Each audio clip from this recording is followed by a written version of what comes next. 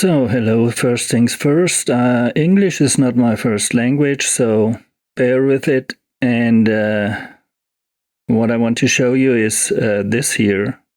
This is basically Chrome browser open next to Logic Pro. And in Chrome browser, I have these buttons that I created with a software called Companion from Bitfocus. And of course, this browser I can open in any device. Usually I open this browser window on my tablet, as you can see here.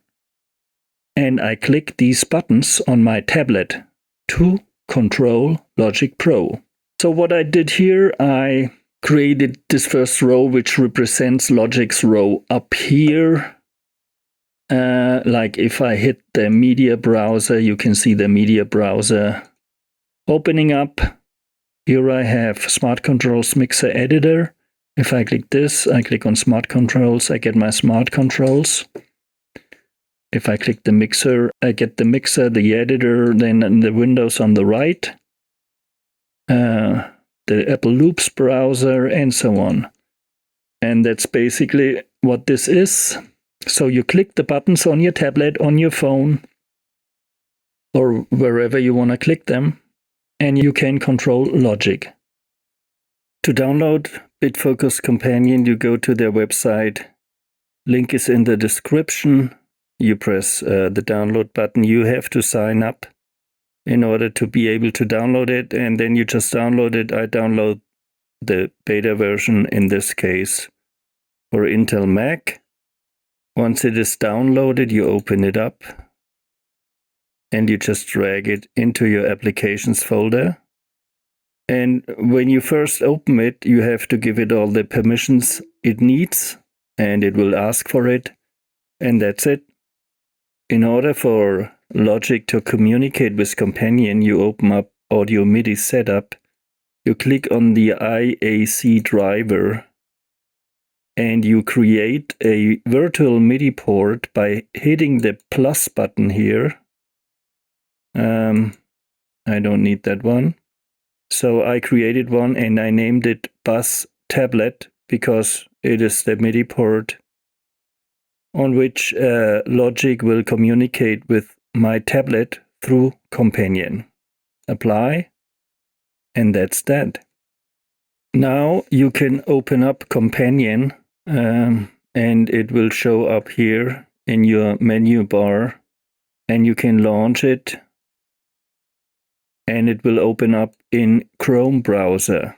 So first you have to add a connection by clicking Add Connection, and you search for a generic MIDI, and you add it. I have done this already. This is the MIDI port, generic MIDI 2, that I use for the communication between Logic and my tablet. And you can name the MIDI port up here, or the MIDI connection. And for the MIDI in, I choose Logic Virtual Out. And for the MIDI out, I choose the tablet driver that we just created in Audio Midi Setup. So basically what this does is the messages that Logic sends to the tablet go to virtual out, because I don't want Logic to send messages to the tablet. We don't need this. And the MIDI out from Companion or the tablet goes into Logic. In order to connect Logic Pro to the tablet, you have to open up the controller setup in Logic Pro and create a Mackie control. This is basically my MIDI setup in the studio. I have a Mackie control, which is a Behringer X-Touch, and I have a couple of MIDI keyboards. And this is a virtual Mackie control that I created by going to New, Install, typing in Mackie, and clicking on Mackie Design, Mackie Control, and adding it by hitting the Add button. This is our controller that we use to communicate between the tablet and Logic Pro. Now, the output port for this controller is Logic Virtual Out, and the input port is the tablet bus driver that we created, and these are the same ports that we just used in Companion. Back in Companion, you go to the Surfaces tab, and you add an emulator by clicking the Add button. You can name it whatever you like, and here in the settings, you can put in numbers and how many rows you want and how many columns you want for your buttons. Back in Buttons, you see the rows and the columns that you just created with the emulator. And here you can create a button. Let me just take this here. I delete it. And I create a new button so that you see how it's done. I hit the Create button. I can give it a name. And here in the Add Press Action line, you choose your generic Midi 2 port and take a note on message. And here you put in which node you want to send to Logic. Mackie Control uses MIDI channel 1 to send and receive all the Mackie Control protocol messages. So for our buttons here, we use MIDI channel 16 so that we do not conflict with Mackie Control. There are other ways to communicate with Logic. You could also use keystrokes, but MIDI messages have the advantage that you have, like, I don't know, more than 100,000 different messages that you can send to Logic, whereas the keystrokes on your keyboard are limited. And besides, if you use keystrokes, you need an extra program that communicates between Logic and the received keystrokes. Now, in order for your tablet to show these buttons and to communicate with Logic, you need to create an emulator here. I have already done this. I have 3 emulators. Why do I have 3 emulators? Because they have different sizes and they start on different screens. For example, the big screen emulator has 8 rows and 14 columns, so it's really big, and it starts at home page 1 or at page 1. And the small screen emulator has only 4 rows and 8 columns, so it has less buttons, but it's a bigger screen. And you can set another start point here. It starts at page 40. Then, when you create your buttons, you can create page buttons like I have done here. So my home screen is the page 1, and it's an internal command in Bitfocus Companion. So you go here, you go to internal, and you search for set page. Let me just type in page. Set to page. You select it, and then you just select to which page you want to switch, right? So here, on this button, I have selected page 1. On this button down here, the settings button, it goes to page 2. And on page 2, if I select page 2 up here, page number 2, I have my settings, like I can open the plugin manager, controller assign window, controller setup window, and so on. And you can create, I think, about 100 pages, 99 pages. So there's lots of space for lots of buttons. Now, to connect your tablet, you need the IP address of the emulator you want to use. And to get this IP address of the emulator, you just hit emulator here. You see I have the 3 emulators. If I hit emulator over there, I can select in Chrome on my Mac which emulator I want to use. And then it opens up like this. Let me just do this here. And this is the IP address that you copy and you paste into the browser of your tablet or your smartphone or whatever you want to use. And if you open this page in your tablet, you will see this and you can hit the buttons and it will work. Of course, your tablet and your Mac have to be in the same network. I mean, the network communication here, it's a home network, so they are on the same router.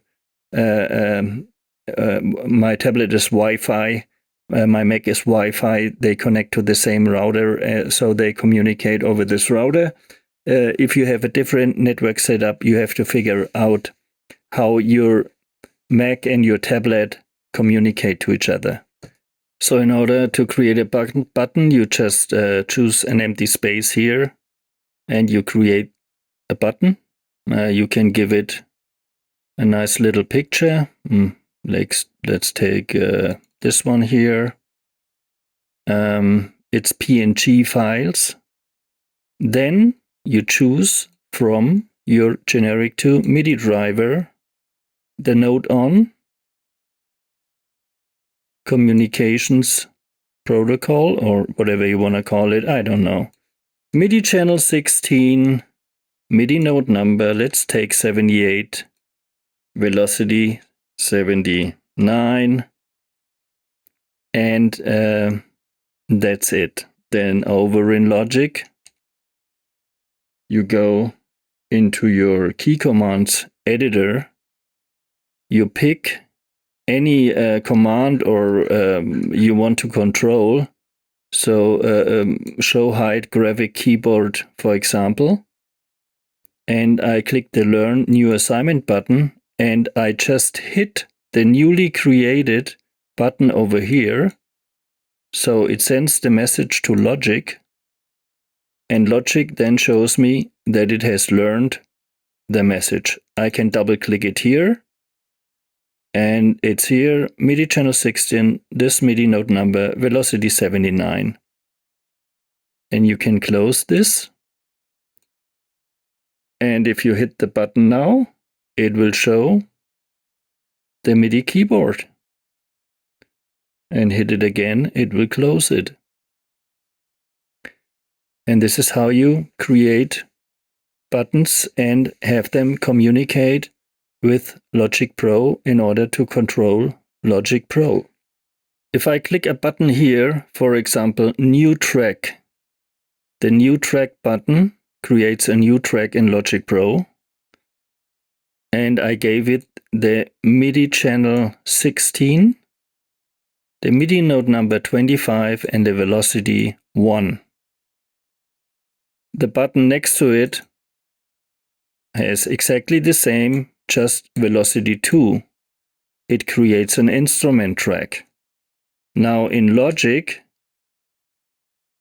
if I go here and I hit the new track button on my tablet, a new track gets created. If I hit the new instrument button, a new instrument track gets created right here. How did I do that? So you need to go to Logic's key commands. Open the key command window. In the key commands editor, you type in new instrument, for example,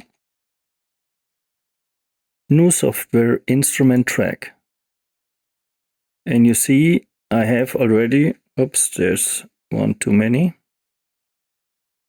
I delete these messages. And here, the control surface assignment, I click Learn Assignment. I just press my new instrument track button and it has learned the assignment. I can see it here. It's MIDI channel 16, this MIDI note and velocity 2. And to make it look nice, I do this.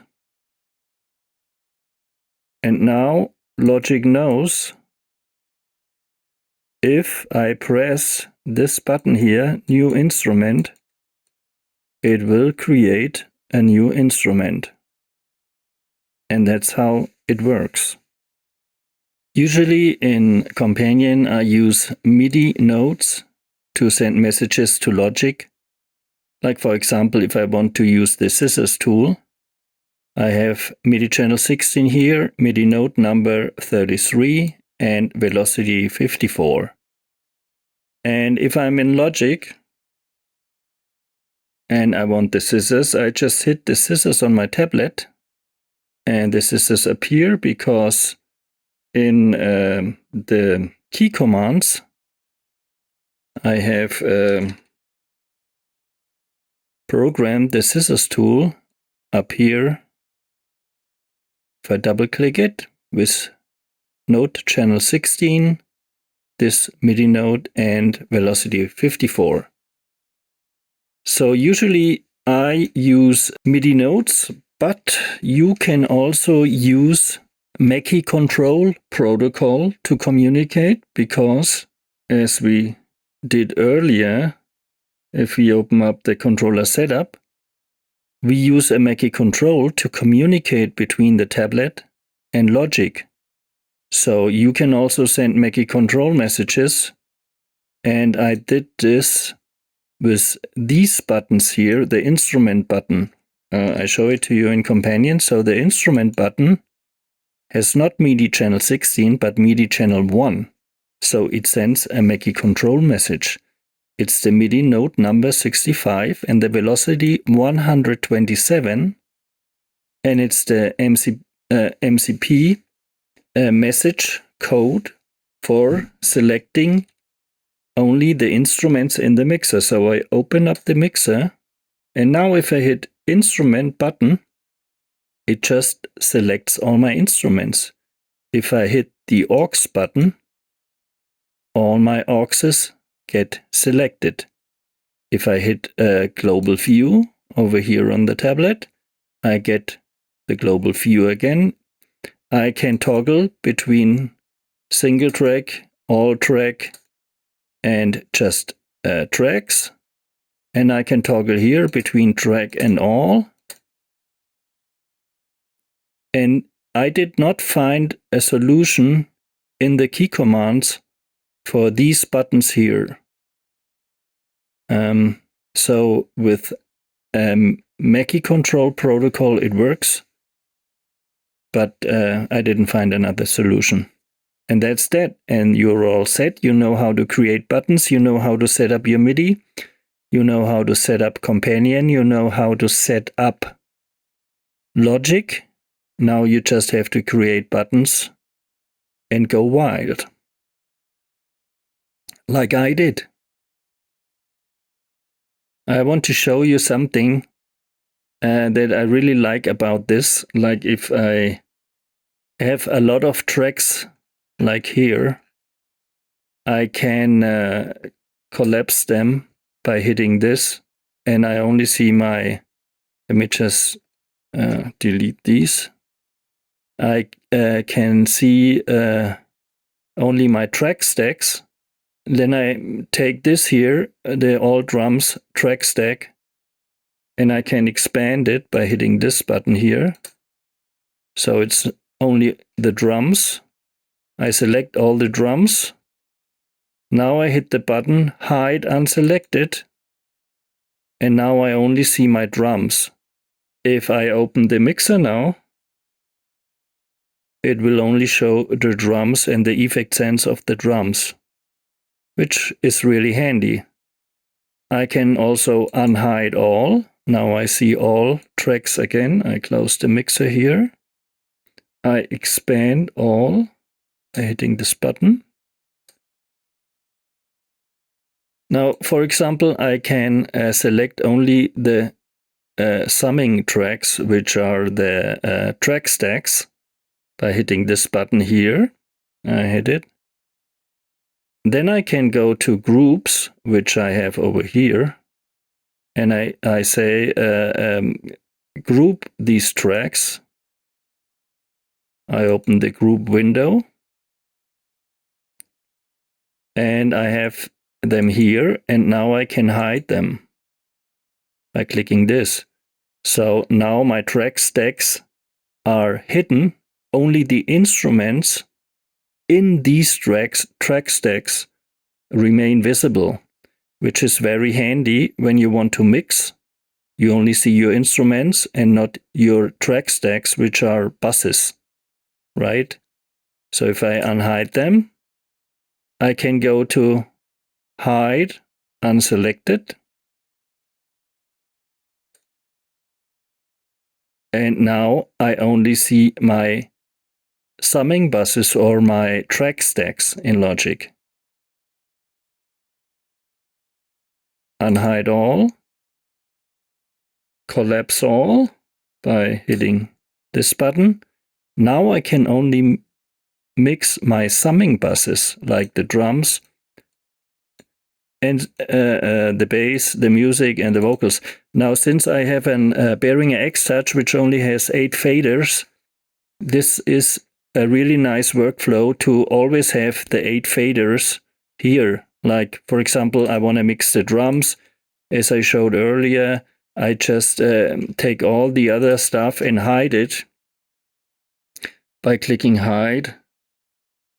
And now I only have my drums here. I can even hide this here, the effect sense. So now I only have my drum instruments. And now if I go up here and I hide my track stacks, then I really only have my bass drum, my hi-hat, my snare. So I go over here where the music is playing.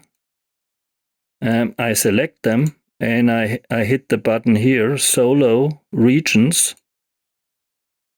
And now I only hear the drums. With the page switch buttons, you can really do a lot of stuff like, for example, here. No, that's wrong. Here, you can create different pages. You also can, like here, I created a section where I can control start and stop. Like I hit the play button, it starts playing. I hit the stop button, it starts a record.